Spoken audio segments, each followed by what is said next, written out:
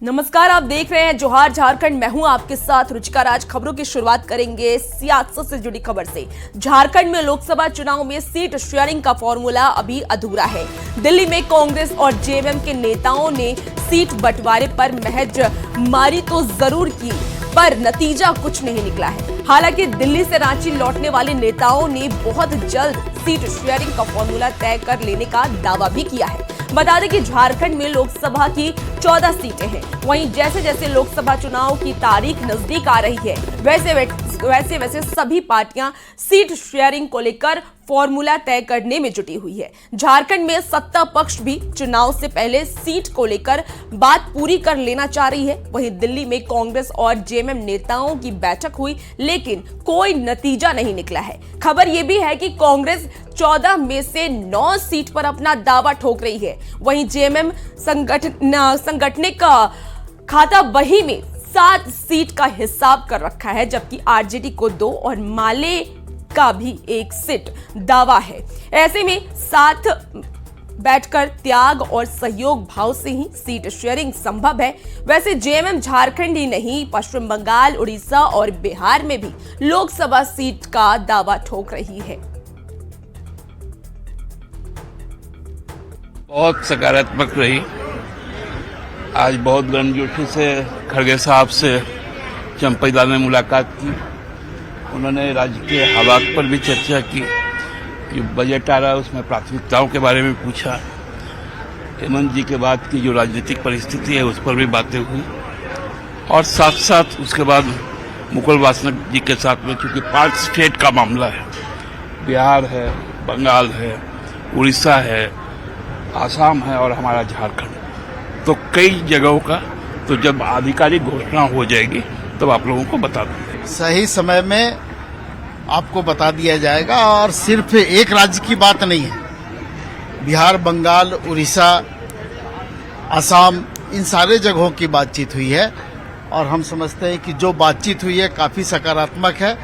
और इस राज्य में 14 सीट है और 14 सीट पर हम लोगों को कैसे चुनाव लड़ना है, 14 सीट पर हम जीत कैसे हासिल करें, गठबंधन के प्रत्याशी की जीत कैसे सुनिश्चित हो, इस दिशा में बातचीत हुई। कोई लेने वाला है ना देने वाला है। 14 सीटों पर हमको चुनाव लड़ना है और हम लोग तय कर लेंगे कि किस सीट पर कौन से दल के प्रत्याशी होंगे और 14 सीट जीत करके गठबंधन के लोग आएंगे। 9 सीटों पर जेएमएम लड़ रही है, 4 सीटों पर कांग्रेस लड़ रही है। जब फैसला हो जाएगा तो सब सामने आ जाएगा। हमारी सबसे बड़ी जो ख्वाहिश ये है कि 14 सीटों पर चुनाव लड़े, 14 सीटों पर चुनाव जीते गठबंधन, ना कि जेएमएम और कांग्रेस या राजद। और कांग्रेस के नाराज विधायक दिल्ली के महिपालपुर में डेरा डाले हुए हैं। नाराज विधायकों को मनाने के लिए प्रदेश प्रभारी गुलाम अहमद मीर पहुंचे और सभी विधायकों से अलग अलग भी बात की है। करीब 3 घंटे तक विधायकों को मनाने की कोशिश चलती रही, लेकिन विधायक मानने को तैयार नहीं थे। वहीं दिल्ली से रांची लौटे प्रदेश अध्यक्ष राजेश ठाकुर ने यह दावा किया है कि कल सभी विधायक रांची लौट आएंगे।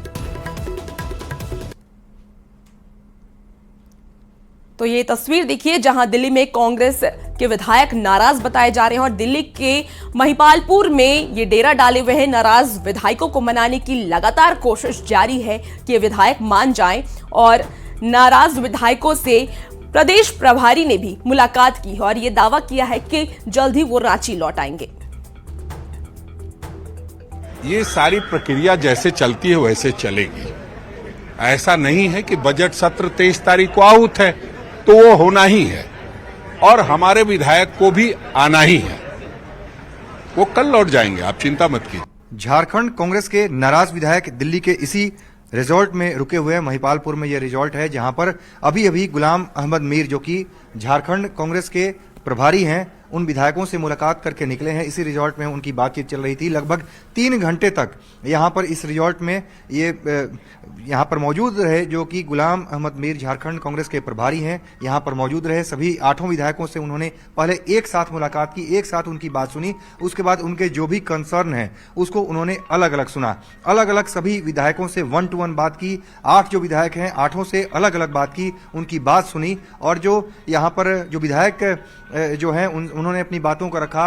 विधायक चाहते हैं कि जो 4 मंत्री बनाए गए हैं उन्हें हटाया जाए, यानी दोबारा जो 4 मंत्री हैं उनको लेकर के इनकी नाराजगी है। इनका कहना है कि एक महिला को भी मंत्री बनाया जाना चाहिए। इसके अलावा जो नए लोगों को मंत्रिमंडल में जगह दे दी जानी चाहिए कांग्रेस कोटे से। इसके अलावा उनकी एक और डिमांड है कि सीएलपी लीडर और मंत्री दोनों हैं आलमगीर आलम, तो एक व्यक्ति के पास एक ही पद होना चाहिए, 2 पद क्यों है, इसको लेकर भी इन्होंने अपने कंसर्न को रखा है। विधायक अपनी बात पर अड़े हुए हैं। उनकी तरफ से साफ तौर पे ये कहा जा रहा है कि 23 तारीख से जो बजट सत्र शुरू होने वाला है झारखंड में, उसमें हम शिरकत नहीं करेंगे जब तक हमारी मांग को नहीं मानी जाती है। पार्टी आलाकमान से मिलना चाहते हैं, राष्ट्रीय अध्यक्ष मल्लिकार्जुन खड़गे से मिलना चाहते हैं, लेकिन उनसे जो सूत्र बता रहे हैं उसके मुताबिक कल उमंग सिंगार जो कि ऑब्जर्वर बनाए गए हैं झारखंड के लिए कांग्रेस की तरफ से, इन विधायकों से बात करने के लिए उन्होंने बात की है। उसके अलावा आज 3 घंटे तक मुलाकात हुई, बातचीत हुई। जो कि प्रभारी हैं उन्होंने इनकी बात सुना। प्रभारी काफी इन विधायकों की बात से कंसर्न भी रखते हैं, उनकी बातों को उन्होंने सुना भी है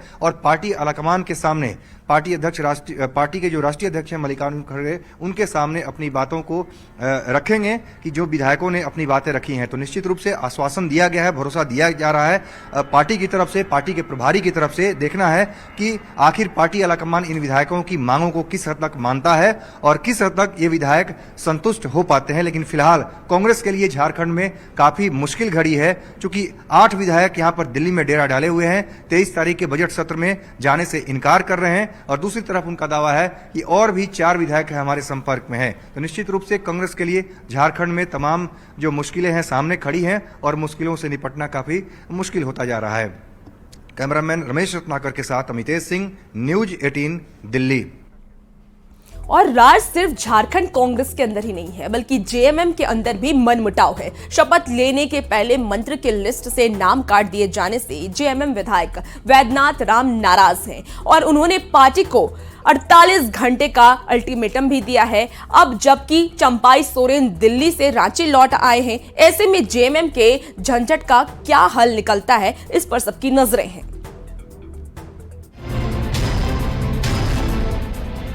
मैं कहा कि ठीक है, जो आपने निर्णय लिया है वो गलत है। चंपाई सोरेन मंत्रिमंडल के विस्तार के पहले ऐसा लग रहा था कि मंत्रिमंडल विस्तार होते ही झारखंड का सियासी झंझट शांत हो जाएगा, लेकिन मंत्रिमंडल विस्तार के बाद इंडिया अलायंस के दलों के अंदर खटपट बढ़ती ही जा रही है। अभी कांग्रेस की कलह पर विराम भी नहीं लग पाया था कि झारखंड मुक्ति मोर्चा के अंदर टेंशन टाइट हो गई। मंत्री पद की शपथ लेने वाले नेताओं की लिस्ट से एन शपथ ग्रहण के पहले वैद्यनाथ राम का नाम कट गया। इससे वैद्यनाथ राम इतने नाराज हुए कि इस्तीफे तक की धमकी दे डाली। मुख्यमंत्री चंपाई सोरेन की अपील पर वैद्यनाथ राम चंद घंटों के लिए शांत तो हो गए हैं, लेकिन मंत्री न बनाए जाने के फैसले को लेकर उनकी नाराजगी अभी भी बरकरार है। कोई भी व्यक्ति जो स्वाभिमानी होगा वो इस प्रकार के अपमान को सहन नहीं कर सकता है। ये बातें मैंने मुख्यमंत्री को बता दिया है कि मैं आपके पास मंत्री के लिए गणेश परिक्रमा नहीं कर रहा था। वैद्यनाथ राम का साफ साफ कहना है कि वो दलित वर्ग से आते हैं। मंत्री की लिस्ट से नाम काटने के बाद समाज में गलत मैसेज गया है। वैद्यनाथ राम ने 48 घंटे के भीतर कार्रवाई नहीं होने पर कड़े कदम का अल्टीमेटम दिया था, जिसके बाद सीएम चंपाई सोरेन ने आग्रह किया कि उनके दिल्ली से लौटने तक वो कोई फैसला न करें। अब जबकि सीएम चंपाई सोरेन दिल्ली से रांची लौट चुके हैं, ऐसे में देखना होगा कि जेएमएम का झंझट खत्म होता है या और बढ़ जाता है। न्यूज 18 के लिए रांची से गौरव झा की रिपोर्ट। और रांची के घोड़ा मैदान में एजेएसयू पार्टी का मिलन समारोह आयोजित किया गया। कार्यक्रम में एजेएसयू प्रमुख सुदेश महतो, समाजवादी जितेंद्र सिंह सहित पार्टी के कार्यकर्ता मौजूद रहे। वहीं मंत्रिमंडल में एससी और महिलाओं को जगह नहीं दिए जाने को लेकर सुदेश महतो ने राज्य सरकार पर तंज भी कसा है। वहीं सीएम के जातिगत गणना को चुनावी एजेंडा बताया है और कहा है कि अगर सरकार को ये करना ही था तो उसे 4.5 साल पहले ये कर लेना चाहिए था। हार्दिक स्वागत और अब हम चाहेंगे कि इस मंच का संचालन रमेश गुप्ता जी करें। रांची मुख्यालय में अरगोड़ा के इस मैदान में हजारों हजार की तादाद में लोगों ने आज जितेंद्र जी के नेतृत्व में जो किया है, मैं इन हजारों लोगों का पार्टी में अभिनंदन करता हूं। और पहली बार जैसा मैंने कहा कि एक मिडिल क्लास जीवन जीने वाले, साधारण जीवन जीने कामकाजी लोग का सीधे जुड़ाव संगठन के साथ आज हुआ है। और हर किसी को इस राज्य में पार्टी के साथ एक उम्मीद है, एक भरोसा है। सोने के लिए जगह नहीं था और आज इतना बड़ा जनसमूह, तो कहीं ना कहीं ऊपर वाले का कर्म है, भगवान का आशीर्वाद है और आप जैसे दोस्तों का साथ है। दुआओं से ही कामयाबी मिलती है। और आज जो जेके ग्रुप ऑफ कंपनी का जो नेटवर्क है, जो हमारा व्यापारिक समूह है, निश्चित तौर पे हमारी जवाबदेही बढ़ी है। और मैं आपके मीडिया के माध्यम से ये आम जनता तक ये बात कहना चाहूँगा कि आपका बेटा, आपका भाई कभी बदलेगा नहीं। परिवहन मंत्री दीपक बैरवा का उनके गृह जिले में भव्य स्वागत किया गया है। मंत्री ने कहा है कि वो बेहतर तरीके से काम करने की कोशिश करेंगे। वहीं दीपक बैरवा मंत्री बनने के बाद पहली बार अपने गृह जिला पहुंचे हैं। समय लोगों की भावना थी और माननीय पूर्व मुख्यमंत्री श्री हेमंत सोरेन जी जिन बातों को और जिन उद्देश्यों को जनता के लिए लाना चाहते थे, उनको पूरा करना, और वर्तमान मुख्यमंत्री जिस गति से जो चीजों को जनता के लिए करना चाहते हैं, उन सारी चीजों को करना हम लोग